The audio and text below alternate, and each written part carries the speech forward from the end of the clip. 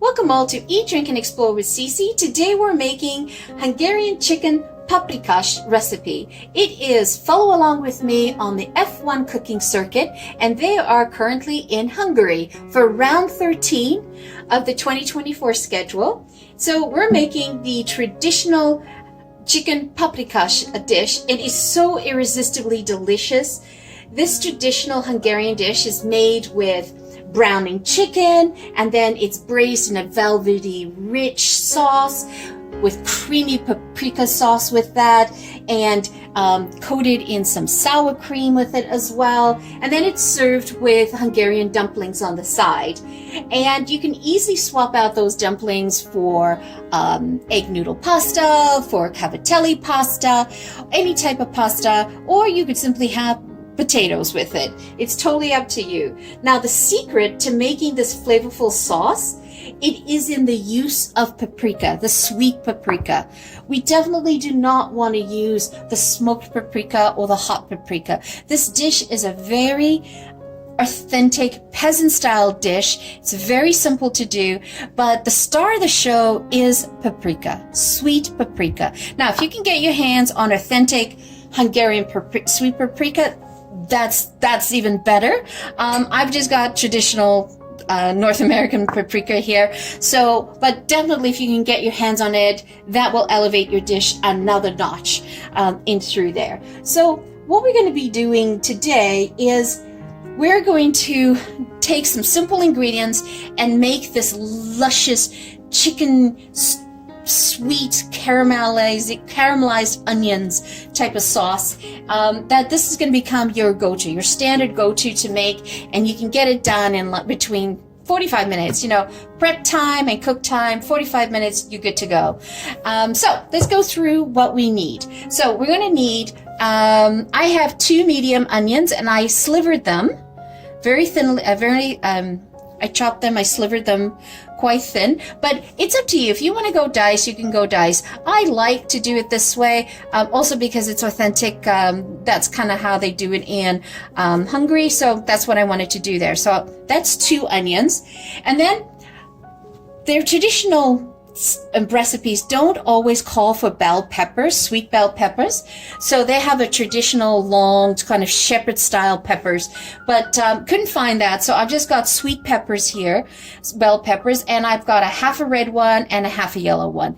I like to use color in there because I wanted it to have it pop and in through there. And then I've got 5 garlic cloves. You can chop it any which way you want. You can mince it, you can puree it. I just went with a rough chop in there because that'll all dissolve into the sauce. And just so you know that the 5 garlics that I use, they're kind of this size. They're not that large in there, so that gives you an idea of how many garlic. So if you're doing elephant garlic, you definitely don't want to do 5. You want to judge it from there. So that's what we have there. Then we have, for the braising liquid, we have 2 cups of chicken stock. I would recommend that you use chicken stock as opposed to using water, or at least use vegetable stock. It just adds more flavor to the dish. And then I have here some tomatoes, and that's about it's more than a cup, so it's 300, according to the can, 398 milliliters of finely chopped tomatoes. So if you guys can see that, I love this brand in here. It's so flavorful, and it's really, really kind of finely chopped. You can see that it's finely chopped, and it's more like, it's not completely pureed, but there's some pulp in there, so that's perfect. That's what we're going to use there. And then you're going to need is, right here I have a half a teaspoon of black pepper, and I had in here, I did put 2 teaspoons of salt, but I'm not going to use it all. I'm going to judge it as I'm cooking and doing layers. I'm going to keep testing the broth and determine how much I need. Again, salt and pepper is such a personal thing. You want to kind of play around and judge that. And then for the finishing, I just chopped up like 2 to 3 tablespoons of parsley, Italian parsley in there. And we're going to need 2 tablespoons of all-purpose flour, and that's going to be our thickening agent in there. And we're going to need 1 tablespoon of tomato paste. Now, you can completely omit the tomato paste if you don't want. I like to have that tomato paste in it, so that's why I add it. You're going to use olive oil to cook the chicken. Now, in the chicken, what you want to do is you want to use brown meat. I find that white chicken breast, it just gets overcooked and it becomes cardboard. So I stay away from that. So if you can do thighs, you can do chicken legs, that's great. And if you want, even get the thighs, the thighs with the bone in, even better. It adds more flavor to it. In this recipe, I didn't get it. But when I braise chicken, one of the things that I do is I remove the skin, because I do not like skin on my chicken when it's sitting in a braising liquid and cooking through. It just gets soggy. It doesn't matter how much you brown that skin before you put it in the braising liquid, it's still going to get soggy. So I just remove it completely. I also try to leave some fat on the breast, on the thighs here, because that's all going to render down, and that's flavor that's added to your dish. So what I did here is I washed it, patted it down, and then I salted the bottom with salt and black pepper, and then I did the top, and it's been sitting being marinated like that for about 10 minutes or so. So that should have some nice flavor to it as well. And what I have here too is I made a little bit of a coating, and this is like 3 tablespoons of all-purpose flour, and then I put in a 1/4 teaspoon of cayenne pepper, and I put in a teaspoon of the sweet paprika and a little bit of thyme. And what I'm going to do is I'm going to drench the chicken thighs with it when I cook it out, so it creates a nice coating to it and add some nice flavor. You can omit that step if you don't want. You can just go brown this right away. That's great. Another way people do this dish is they don't even bother browning the chicken. They will go straight to, caramelizing the onions and the peppers, getting that going, putting the braised liquid in, and throwing in the chicken. I want to build layers. So this is such a simple dish, and you want to extract all that flavor. So we're going to build these flavors as we go. So the first thing we're going to do is we're going to start off with browning the chicken, getting that, setting that off aside, and then getting the braising liquid going. So let's move over to the stove. Now, one of the things I forgot to mention is traditionally when they make this dish in Hungary, they would use either lard or shortening to make the dish traditionally. So we are substituting that with olive oil. I don't have lard in the house. So you can see here I floured the chicken. I just did a rough thing. Now you want to cook these down separately, and the idea here is you don't want to cook these all the way through, because you're going to finish cooking that in the pot, right? You just want to brown this to give it some nice color.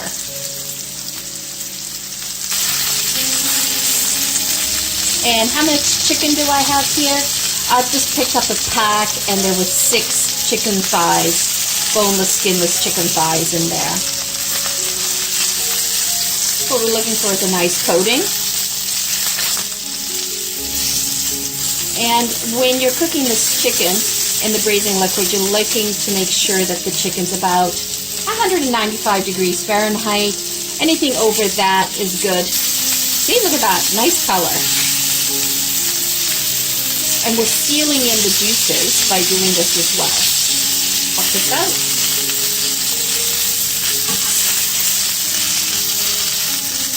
Nice color. So now we're going to start on onions. So we're going to give it a bit of a head start. A little bit of olive oil.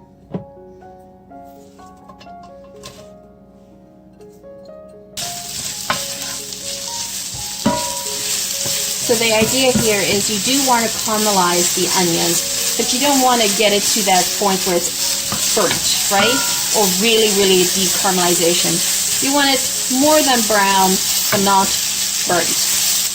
And now I'm just going to sprinkle a little bit of salt on the onions to extract its liquid. I'm going to add a little bit of butter to the dish. Okay, so let's add in the peppers.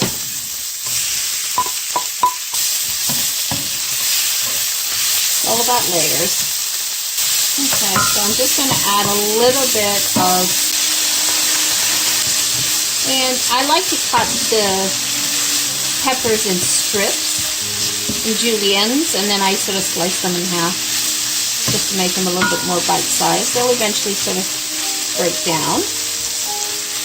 And now I'm going to make a well in the middle, and I'm going to add in a tablespoon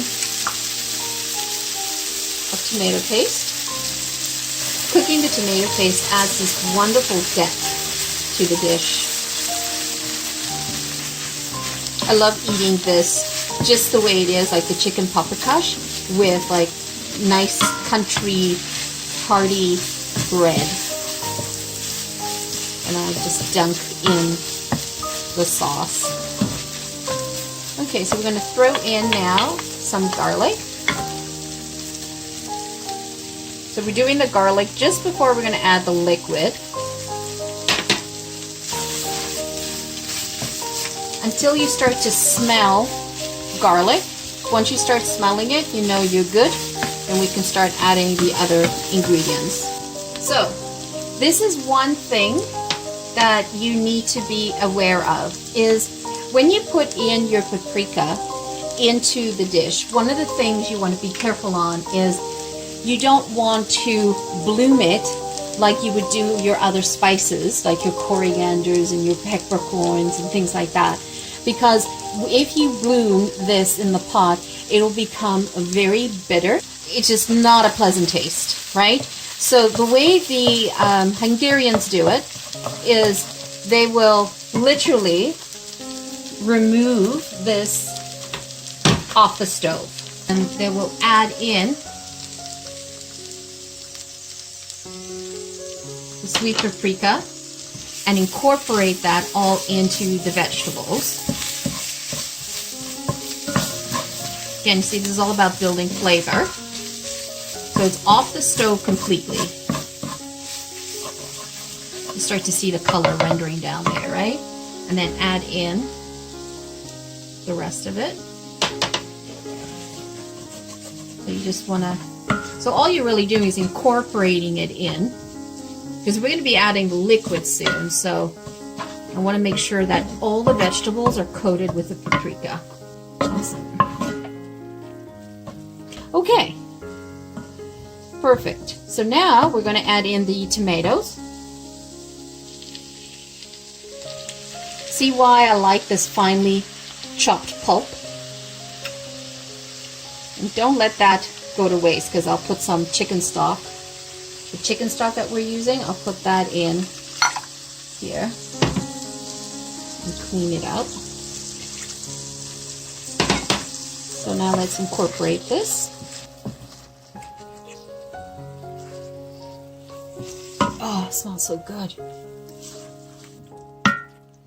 So render this down a little bit before we add in the chicken stock. And then sprinkle the salt and the black pepper to taste. The chicken stock that I have is low sodium, so that's why I'm adding the salt. But make sure you check your chicken stock and then adjust accordingly. So, well, you always want to be tasting it as you go along. And the trick is you want to render this down. You want to make sure it stews down, because you want to cook out the paprika, right? And you want to let all those flavors sort of amalgamate with each other. So we're going to add in the remaining stock. Oops. Had some tomatoes left in the can still, so utilizing that. So bring this up to a boil. Just a little bit, doing a little bit of like sputtering, and then we'll add the chicken in. And remember, the chicken has that coating of the flour that on it, so all of that is going to dissolve into the sauce as well.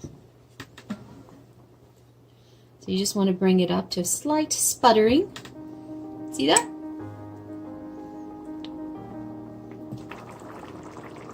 Make sure you place it away from you.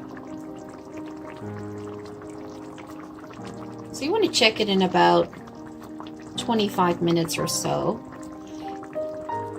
And how long this is going to cook for is all based on how thick your chicken breasts, your chicken thighs are, if you're using chicken legs, if you're using breast of meat, it's all of that is going to depend. So now what I'm going to do is I'm going to just let's coat the tops. And so you probably want to come back in about 15 minutes or so and then just go and baste the chicken again so that you just keep the tops nice and moist. I'll put a lid on and set your timer for 15 minutes. Okay, so that has been cooking down for about 28 minutes for me, and I did put the meat thermometer in and I checked, and I was at 199 degrees Fahrenheit, so this is definitely cooked. So what we're now going to do is we're going to work on the sour cream. So, but before adding the sour cream, we're not going to add the sour cream directly into this pot because the sour cream right now is just slightly at room temperature, still a little chilled. So what we want to do is we want to temper that, and we're going to temper it with some of this sauce. And why we're tempering it? We're tempering it because we don't want the sour cream to split or curdle when we add it to the mixture here. Okay? So what I'm going to do first is, with the sour cream, I'm going to add in a tablespoon of the flour, and that's going to help it with allowing it not to split or curdle, and also be part of the thickening agent. And I'm also looking at my liquid right here. I don't want to thicken it too much, so I'm going to do a tablespoon and a half of flour as opposed to 2 tablespoons. See, cooking is really judging what you have in front of you and determining, yeah, okay, the recipe says this, but do I really need it, right? And so you just adjust as you go. It's not like baking where you have to be so precise. So, okay, so now what we're going to do, we're going to temper the sour cream. So I'm just going to take a little bit of liquid from the pot and put it in and stir it. And what we're doing here is we're bringing the sour cream up to the same temperature as the liquid that it's going to go into. That's super important. It's very similar to how you would temper eggs, right?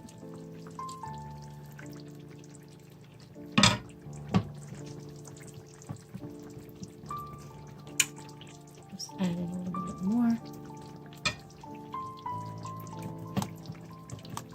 And what this is also doing is thinning out the sour cream that I added in as well. All right, so that's perfect. So now we're ready to incorporate that into the main dish. Okay, so I have this on a low simmer. What I'm going to do is I'm going to slowly add in the sour cream. It does definitely change the color. It's such a beautiful velvety richness to the sauce as well. So again, you can judge it. I'm actually putting in a cup of sour cream, and the sour cream that I'm using is 5%. I'm not using the full fat. I've used 5%. I found that the 1% is too thin, too runny for my liking. So 5% is great, and add in a couple of tablespoons of flour, which I did 1.5. and gets this gorgeous rich color. It's like a mosaic coming alive in front of you. So we just want to incorporate this, and you can literally turn off the stove because the residual heat will go through this. So look at this beautiful color from the paprika along the side of the dish. Do you see that? Look at that. That's that paprika. It's beautiful, beautiful. And you see how the sauce is starting to thicken based on adding the flour into the sour cream? And there was also flour on the chicken as well, right? But it was more the flour that I added to the sour cream that it's become the thickening agent.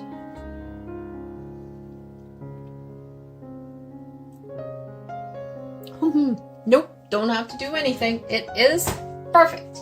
So let's go and plate this. So what I did was I thought I would serve this with some orzo pasta that I cooked. They kind of look like the spätzles, the very tiny noodles. And what we're going to do here is we're going to add in the parsley. Just add that in and mix it. We'll sprinkle on a little bit more parsley, and then this is traditionally served with a dollop of sour cream. So there you have it, folks. Hungarian chicken paprikash. That's a tongue twister for me. So let's give this a try. Let's try the sauce.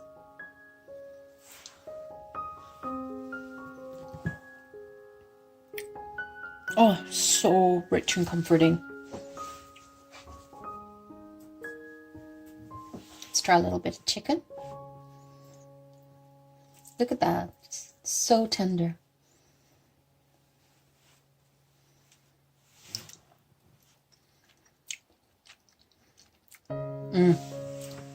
Definitely. So warm and comforting to have this. Oh, can't wait to dig in. So there you have it, folks. Hungarian chicken paprikash. It is such a warm and inviting dish. The velvety, smooth sauce is just coats your tongue as you eat the chicken. It's just so divine. Absolutely love it. So let's wrap up. The Formula One circuit is at Hungary this weekend, and let's see who wins.